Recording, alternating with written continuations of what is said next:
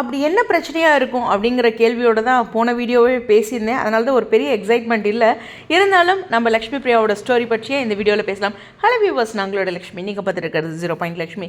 S, காத்து வாக்கில் ஒரு காதல் இந்த மூவியோட ப்ரமோஷன் ரிலேட்டடாக அவங்க இன்வால்வ் ஆகலை அப்படிங்கிற ஒரு விஷயத்தை தான் லக்ஷ்மி பிரியா சொல்கிறாங்க. ஏன்னா என்னை டேக் பண்ண வேண்டாம், போஸ்ட்டாவோ இல்லை ரீலாவோ நீங்கள் போஸ்ட் பண்ணிங்கன்னா அதுக்கு என்னை தயவு செஞ்சு டேக் பண்ணாதீங்க அப்படின்ட்டு அவங்களுடைய ஃபேன்ஸ் அண்ட் ஃபேன் பேஜஸ் 2 பேர்த்துக்குமே வந்து ரெக்வஸ்ட் பண்ணியிருக்காங்க. அதாவது கமெண்ட் செக்ஷனில் கூட டேக் பண்ண வேண்டாம் அப்படிங்கிற மாதிரி தான் அதை சொல்ல வராங்க ஃபேன்ஸ் அப்படின்னு நம்மள.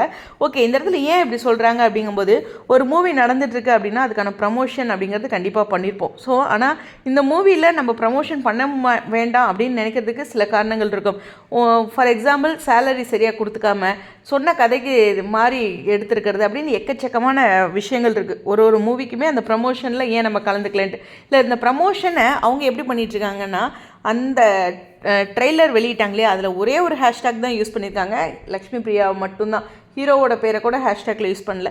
அதனால் அந்தளவுக்கு அவங்க இம்பார்ட்டன்ட் பண்ணி ப்ரமோஷன் பண்ணுறாங்க. இப்போ மகாநதியில் அவங்க வளர்ச்சியை பார்த்துட்டு சரி இந்த மூவி எப்படியாச்சும் ரெடி பண்ணி சீக்கிரம் போட்டுறணும் அப்படின்னு போடுற மாதிரி பர்சனலாக ஐ ஃபீல். பட் ஆனால் என்ன வேணாலும் இருந்திருக்கலாம். பட் இதை லக்ஷ்மி பிரியா ஹானஸ்ட்டாக வந்து இதுக்கு ப்ரமோஷன் பண்ண வேண்டாம் அப்படிங்கிறாங்க. ஒரு ஹீரோயினே இந்தளவுக்கு அதிரடியாக சொல்லும்போது கண்டிப்பாக ரசிகர்கள் யாரும் அதை பொருட்படுத்த மாட்டாங்க அப்படிங்கிறது தான். அதனால தான் முதல் வீடியோவில் என்ன சொல்கிறதுனே எனக்கே தெரியல.